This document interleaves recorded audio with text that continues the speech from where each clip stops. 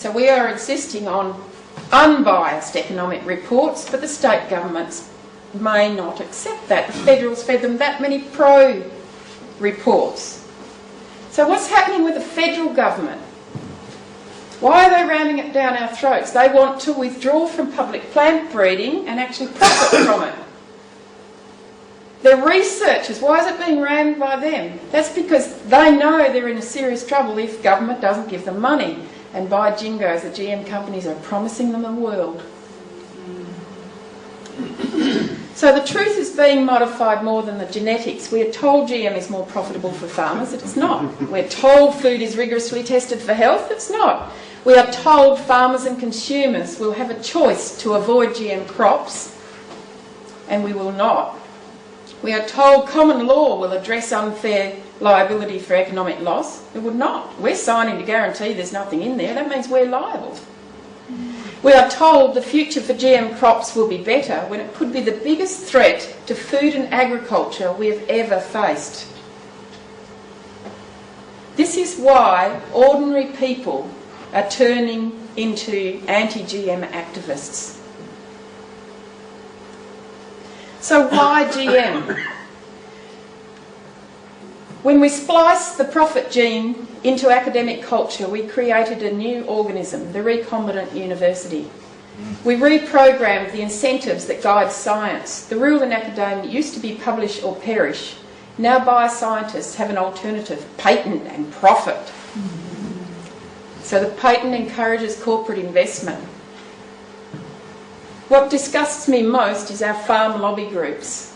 I've been involved in the farm lobby groups. I've never seen anything like it. The meeting, we had GM in the grains portfolio.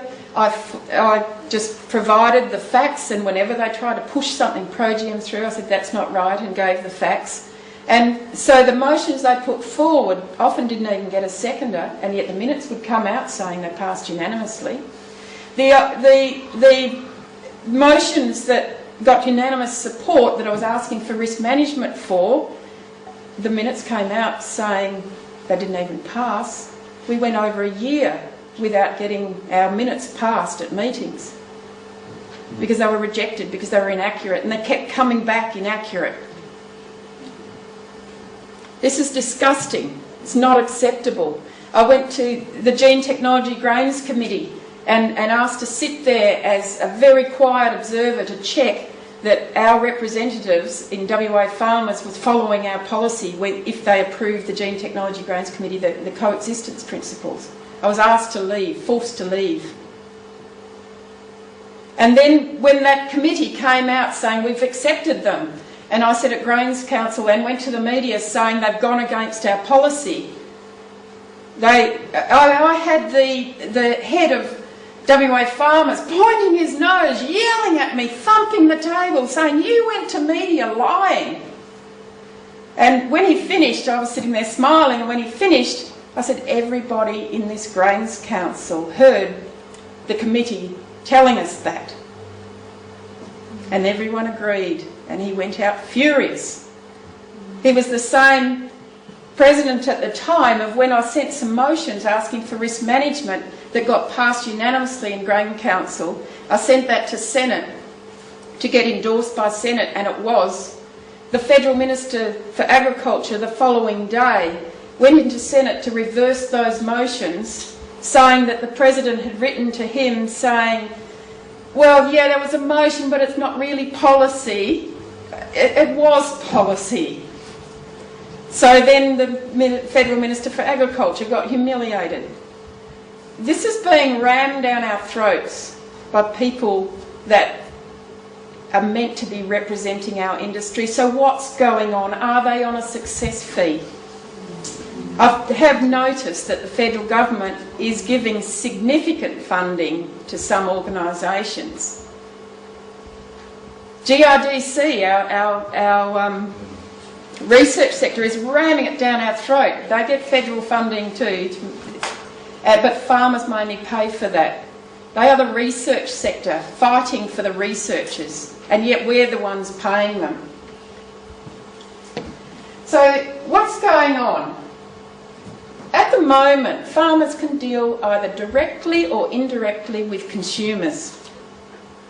So we've got a choice, you've got a choice. You can buy from whoever you like because we sell to whoever you like.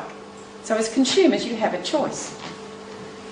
What GM does is locks farmers to be contract growers for a supply chain. That will not only remove our choice, but for you as consumers, will remove your choice. So what's the drive? The drive is obviously money. So in Australia, what have we got? We've had the government funding the R&D sector. And then along comes the GM industry on their white horse funding the GM industry, the research industry. So when the federal government signed a biotechnology strategy promising a path to market for GM crops, which they've already signed years ago, in return Monsanto paid around about $5 million for the key universities to set up biotechnology labs. Each. $5 million each university. But farmers pay better than any farmers in the world to our R&D sector. Australian farmers pay a GRDC levy, which is compulsory. That's 1% of their gross income. Last year, that was more than farmers' net income in the drought-stricken areas. So we are paying extremely well. We also pay an endpoint royalty that most farmers don't pay. I think there may be only one country that does pay. That means that once we harvest the seed, they can deduct a research levy out, which is the endpoint royalty, so they take it out of our income. So we're paying very well. We're not just paying for the seed. But the seed industry is very happy with GM because you lose your right to replant your own seed. Even non-GM farmers do. So that means we keep pumping through, so we're paying a lot more every year for seed. So what happens when commercial release happens? The governments want to withdraw from public plant breeding and actually profit from the investment they've got. Remember, they've got some of the intellectual property that's going on. The GM industry is not planning on taking over public plant breeding. They want a very, very good return on their investments. But there is only one sector that can pay for that. The consumers and markets want to pay less. So we are in a funding vacuum. We are paying more and getting less for our product.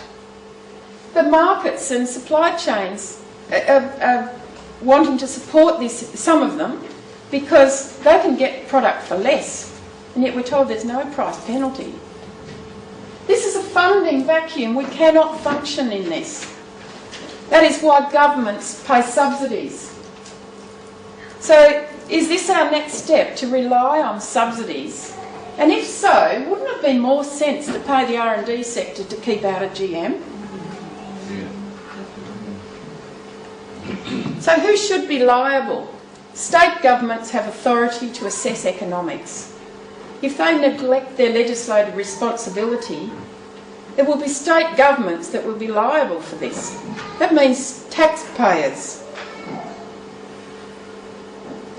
We must insist on fair risk management. We must insist on unbiased economic reports.